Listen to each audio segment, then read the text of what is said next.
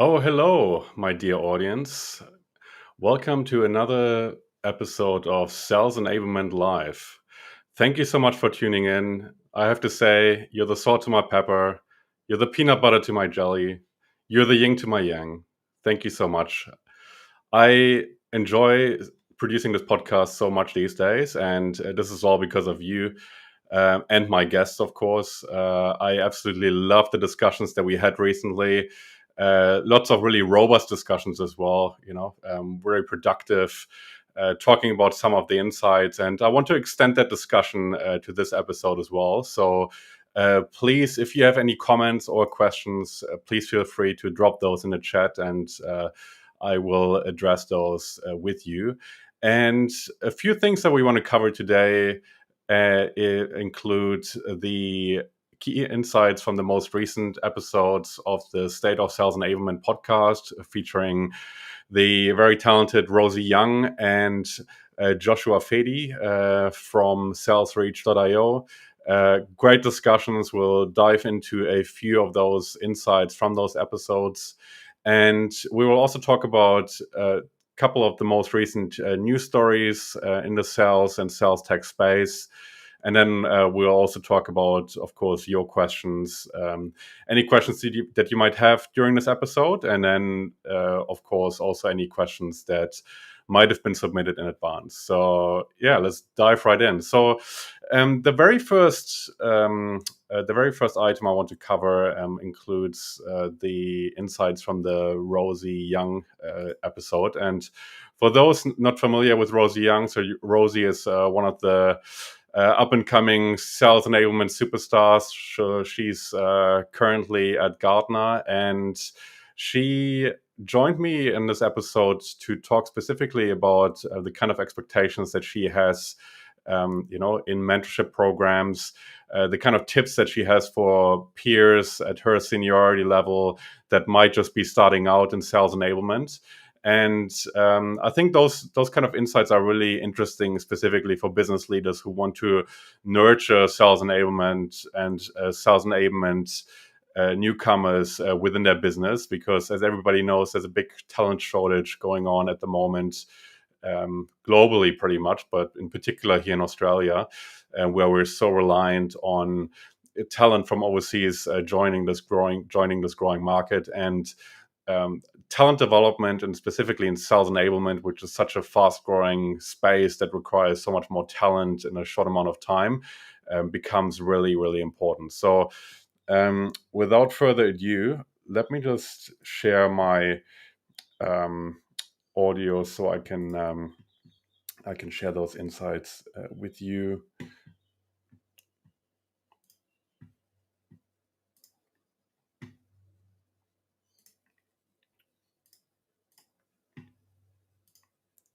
Here we go. What I will say to any new enabler is just to learn the basics well. There are a lot of great resources out there that are either free or just don't cost too much. But then I think, as we alluded to before, just have an open mind that things might change over time, especially as enablement is such a new concept to a lot of companies. I think you just have to have a continuous learning mindset in this role. Okay, I absolutely love this insight and this advice from Rosie, because she touches on a couple of concepts here that I can absolutely confirm, thinking back to my time starting out my career and also working in enablement roles. I think really focusing on getting the basics right. Yeah, of course. Like, I think that's something that can't be neglected. You can't wing it. You really have to put the work in to really learn the textbook basics, so to speak, of enablement, and really dive into what is best practice. But I think one of the things that is really important to get right for young professionals in the sales enablement space is that fine line between getting the basics right, so the basic knowledge, and confidence. So I think you have a dynamic oftentimes with young professionals, and I was certainly guilty of that starting out in my career, of either being overly confident or lacking confidence for no reason. Like both might not really have any solid foundation. Like you might be overly confident even though you don't know all the ins and outs of an area, just simply because you don't know what you don't know. Or you might doubt yourself also for no reason because you're not really conscious of the kind of things that you do know. And I think those are the kind of things that young professionals should be really focusing on, and that if I could turn back time, I would probably work on with more focus.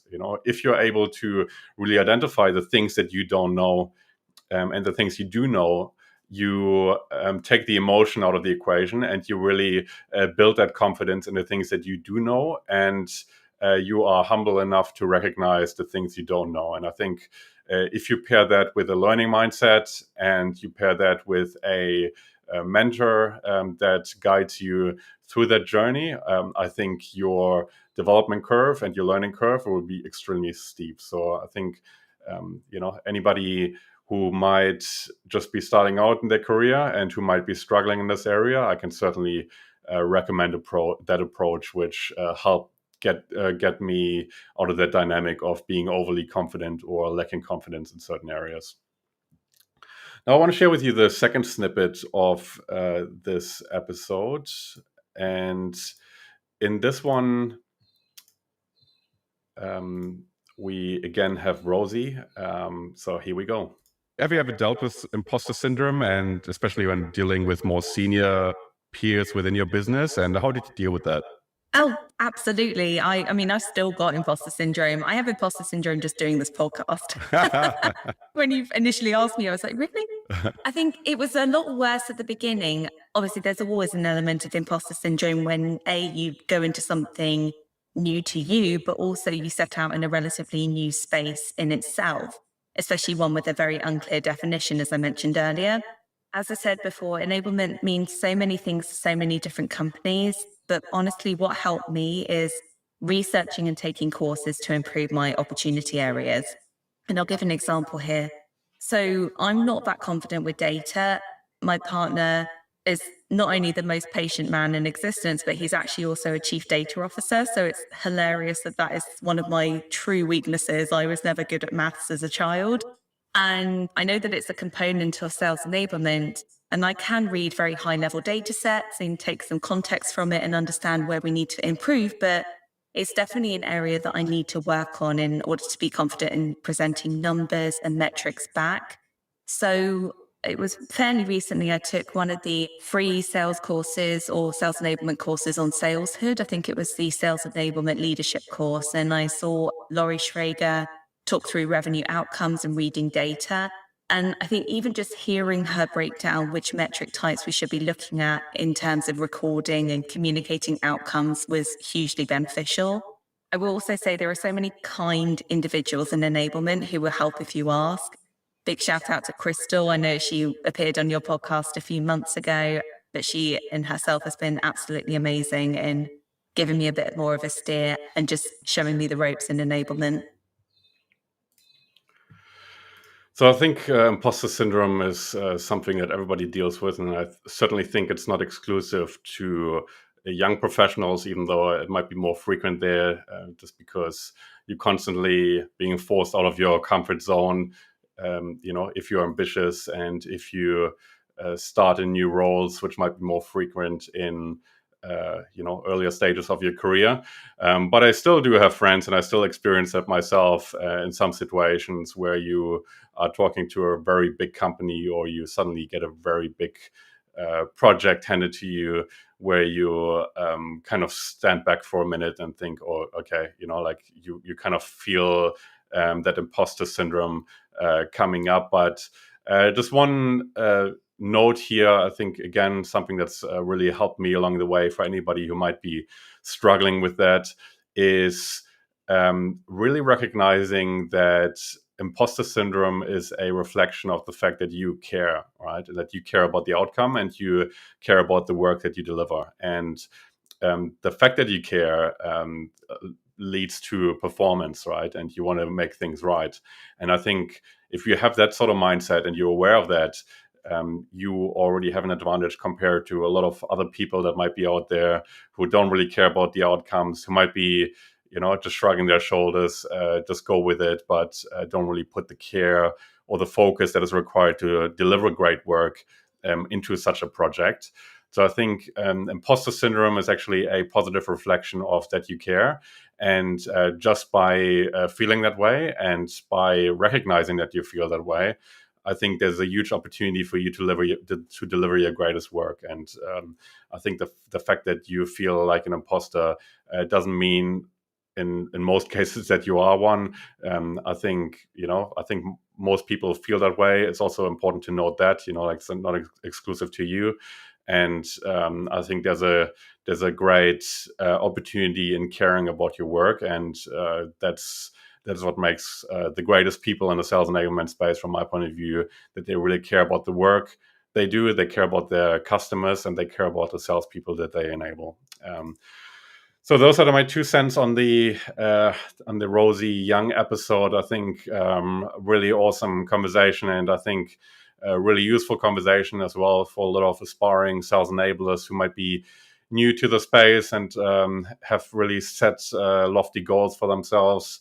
I think those kind of peer conversations are also invaluable. A lot of people always talk about mentorship programs. I think talking to people who are at the same seniority level and sharing those challenges with people who are in the thick of it also creates a sense of community and can also help you accelerate your learning and your development. So I think this episode will certainly be useful for people at the beginning of their career in sales enablement, and I highly recommend you tuning in that one as well on the State of Sales Enablement podcast.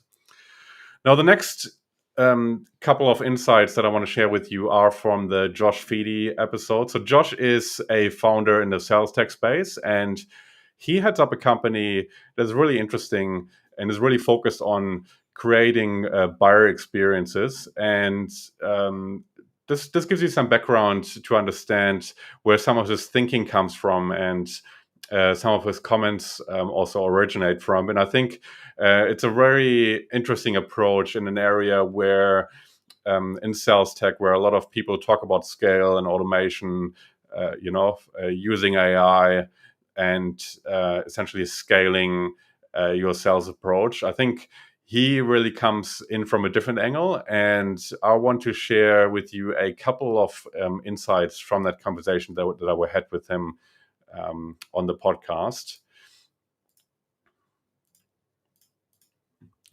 Let's take a listen. If we're going to be more human in our sales process, let's not keep working towards removing the human element of a sales process. Let's actually be human in our sales efforts, because we can all see through it. We all know when we receive something that was crafted by a marketing team, or was crafted by an AI bot, or was shared with us by an AI automated sequencing, right? We all know immediately when we receive it. And it doesn't give any of us the warm fuzzies, and it doesn't make any of us want to respond or move forward. All right. So again, I think a really interesting topic and a hot button topic for me, certainly. I think, there's a lot of talk about the power of sales tech and the power of AI in scaling sales approaches and interaction with customers. And I think oftentimes it's a mistake to think that way, and it is not giving customers or buyers enough credit. I think we have to be really, really picky about where you introduce automation and scale in your approach and interacting with the market. I think in a environment where people work remotely, buyers work remotely, and there's a lack of human interaction, I think the human element within sales becomes more and more crucial. And one of my friends, Petra Lawrence from PDA Group in Austria, also likes to talk about this topic. So I recommend following her if you're interested in talking about the more human element of sales as well. And I think, the introducing the human element into sales is, again, a really big opportunity in differentiating yourself in a programmatic market, right? Now, I do want to qualify that by saying, of course, you should always aim to cover as much as the market of the market as possible, and especially if there's ambitious goals and ambitious targets set for the sales team, it might not always be possible to personalize everything. But I think the potential for a human approach to sales and a human approach to interacting with buyers is a big opportunity as a differentiator in an environment where remote sales is pretty much the standard, and there's more and more automation going on. So I think an interesting space to watch, and I'm really keen to have more discussions around that topic as well. So if you have any thoughts on that, please drop them in the chat. Also, as I said earlier, if you got any questions, please feel free to share them as well, and we will address them at the end of the show. Now, moving on to the second snippet of the interview with Josh. Sales has always been a long game. Sales has always been a relationship-based practice. But today, where I see the most success is not necessarily from the conversations that I have with the individual themselves becoming a customer. It's becoming a trusted resource to somebody who then wants to bring you up, wants to advocate for you, and wants to make introductions and inroads to their network where they feel you can bring additional value, right? And that's a very long strategic play. And I'm not saying that every relationship that I build is just to hopefully get to the referrals that come in, right? I think when you get into sales, you do that because you're the kind of person that likes to make friends with people, right? You like to have a lot of friends. But if you can allow yourself to play the long game and not fall back into those spammy tactics that we used to 10, 15, 20 years ago, not go for the hard sell, only really sell when it makes sense for your buyer, when you know that their needs are going to be met by what you're selling into them. When you're that person, then you start being the person that they think of every time when they have a need. And then that's where honesty becomes really important. Hey, Josh, I have a need for X, Y, and Z. You know what, Felix? I'm not your guy for that. But here's the thing. I actually know 3 people that are incredible at that. Would you mind if I made an introduction for you? How many introductions would you like? Would you like all 3? Okay. I just gave away money. A lot of people look at it that way, but I didn't, because you're going to be introduced to 2 to 3 people that I trust, that I think do an absolutely incredible job. I know they're going to do a great job for you. And when they do an incredible job, you're going to think, wow, that Josh, he's great. This happened because of him. And I'm definitely reaching out to him when I have another need, because either he's going to be able to solve for it, or he's going to know the right person to help me through that, right? And sooner or later, I'm going to be the right person to solve for the challenges that you have. And I'm going to be the one that gets the first crack. And you're probably not going to look at too many other options, because you're going to go, well, I already trust this guy. Like, we're moving forward. All right, I think so what Josh describes here is pretty much the gold standard that we should aim for in sales, really being a resource to buyers. And just from my experience, like not only what he refers to in terms of, actually referring solutions if you're not the right fit. I think that's the right thing to do and the right way to go about it. And of course, that is only possible if you have the network of trusted partners that you can refer people to. So I think that's certainly something worth pursuing. I think that is sometimes neglected by sales teams, at least from my experience, that there is not a robust network of specialist service providers in the network that they're happy to refer customers to potentially. And of course, what you will also find if you kind of follow that approach is that not only the customer will see you as a valuable resource, but then oftentimes they are so surprised by your approach and it's so unusual that you appear so trustworthy in the way that you actually turn away business just to solve their problem, that they are actively seeking ways in which they can work with you. And I've experienced that several times, and this is certainly no manipulative approach or anything. This is a genuine interest into actually creating outcomes for your customers and helping your customers succeed. And I think that's worth pursuing in terms of actually being a resource for your clients. I think the other thing to note as well, and something that I see a lot of organizations fall short in, is the industry knowledge and actually the business acumen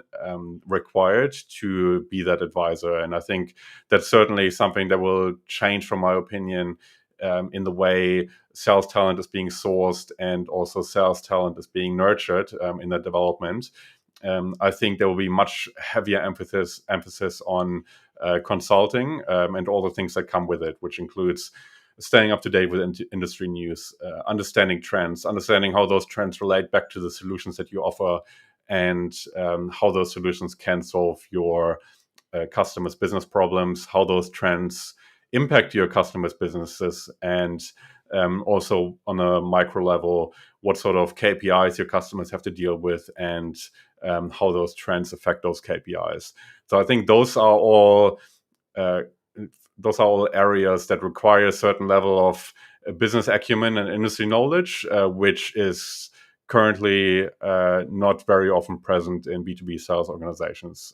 I think a lot of organizations are still struggling to move away from the features and functions pitch into a solution-focused pitch. But I think the move from a solution-focused pitch to a more consultative approach that requires deep knowledge is the next evolution on that journey. And those organizations that make that move will be 2 steps ahead of other competitors. So I think, again, a very exciting time in sales for that reason. It's a challenge, of course, for that sort of change to happen in organizations, and I deal with that sort of challenge in some organizations that I support as part of my company. And I can certainly see that as a big chunky challenge, but I do think it's worth pursuing because it really goes into the heart of what it means to be a seller in 2022 and beyond. Yeah. Now, the other thing I also want to call out about Josh's comments is that the sort of approach that he mentioned also includes the curation of industry resources, which also positions you as a capable advisor to your clients' businesses. That's actually what his company does. And I think that's another art that not a lot of organizations have mastered yet. I think I recently listened to a podcast. Unfortunately, I can't remember which one it was, but there was somebody who spoke about that they trained their sales organization on actually using competitors' white paper on leading sales conversations. And I think, this is an extreme case, but it's really a reflection of the sort of power that content curation has, and the fact that you don't necessarily need to do all the legwork when it comes to actually creating content and creating content that has your brand on it. There's a lot of authority behind actually sourcing third-party insights that you talk to, and that increases the trust with your customers, and also shows that your focus is on solving business problems, not on getting your logo in front of people. So I think that's another one to consider on that front. Now, that was it for the insights from the last few weeks of the state of sales enablement. Again, really keen to hear your thoughts if you have any. And let's move on to the next segment of this show, which is the news in sales and sales enablement. And just a couple of announcements that I do want to call out. Number one is the fact that Second Nature, which is a very, very interesting sales tech business has announced a $12.5 million round of investment. And I just quickly read out the announcement to you. The announcement goes, Zoom's venture fund invests in conversational AI platform. Second Nature announces a $12.5 million round of investment to build out their conversational artificial intelligence service. Second Nature's platform uses conversational AI to coach a salesperson and improve selling skills as well as product knowledge. A salesperson in training runs through a simulated sales call with Jenny serving as the customer. The video conversation is recorded and each trainee gets a score on his or her performance with advice on how to improve various elements of the pitch. The Second Nature training platform combines sales training and product marketing education in one place. So I think the reason why that is interesting is because of the item that I touched on earlier, which is the use of technology that enables scale within sales. And I think from an operational point of view, the sort of technology really makes sense. And I highly recommend checking that platform out for everybody who's listening to this podcast, just simply because it is such an interesting application of AI and an interesting approach to scaling sales coaching through AI. And I think the fact that Zoom's venture fund invests in that technology might also be due to the fact that Zoom's global sales team is actually using that technology, as I know from talking to that vendor. But it's really a reflection of the potential of that sort of technology, I believe. And I think we will see more AI applications in the sales tech space. And again, as I said earlier, I do think only those platforms that really apply AI to ways that create positive efficiency in the sales process, which from my point of view doesn't include the buyer interaction, will really succeed. And again, that was my prediction in one of the last podcasts of 2021. If you listen to me on a regular basis, I do believe that in addition to Gong, you will see a few more AI-powered tech platforms being big names in the sales tech space by the end of this year. And I do think that Second Nature will be part of that conversation for sure. Now, the second announcement during this week, which I also want to call out, just simply because it is a reflection of a quite interesting dynamic, is the announcement of Showpad having a new CEO. So Showpad is one of the big sales enablement platforms out there, one of the big players that you would typically see in big enterprise conversations around sales enablement technology infrastructure. And I actually had Henrik Isabert, who's the new CEO of Showpad, on the State of Sales Enablement podcast as an interview partner before. I highly recommend listening to that episode because he shares a lot of interesting thoughts. And I think the reason why that is interesting is because the sales enablement tech space is such a competitive market, and leadership changes oftentimes make for a adjustment of strategy. And I'm really interested to see what will be happening on the back of that announcement and that appointment. I think Henrik is a very smart guy, and I'm interested to see what he will do to differentiate his platform. So a space to watch. Now, on to the last segment, because I'm also very of the time. We've already been running for half an hour. The last bit that I want to call out is in our regular Q&A session is a conversation. It wasn't so much a question, but it was a conversation that I recently had on LinkedIn. And the conversation evolved around just-in-time enablement. And I just want to share a couple of thoughts on that front.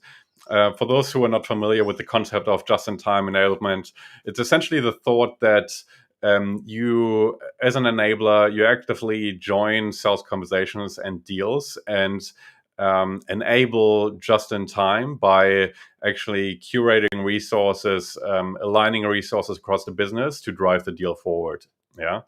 And I think there's pros and cons to this approach. I do think it's an interesting concept, but I previously have worked at a big media organizations here in Australia, and I have experienced both the strategic sales enablement approach, which was more focused on creating the infrastructure and the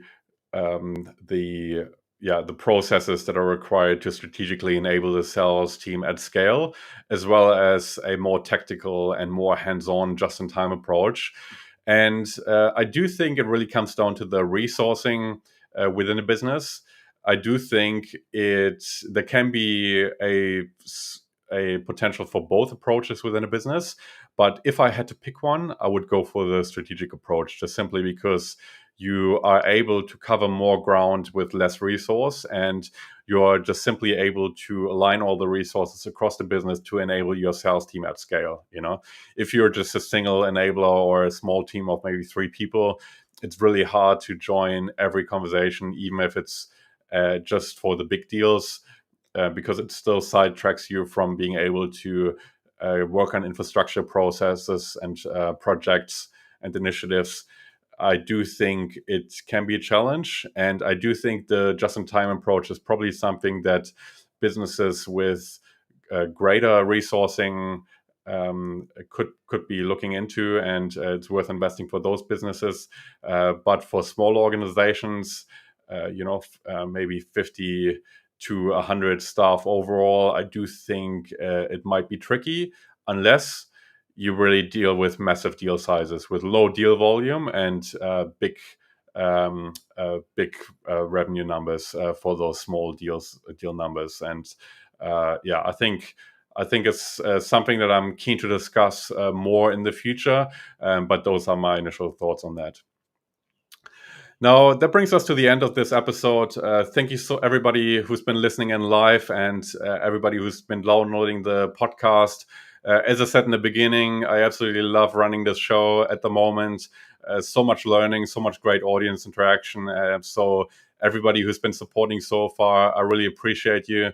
And we also have a lot of great guests coming up in Q1. So if you're not subscribed yet, please subscribe to the State of Sales Enablement podcast on your favorite podcast platform or on the stateofsalesenablement.com.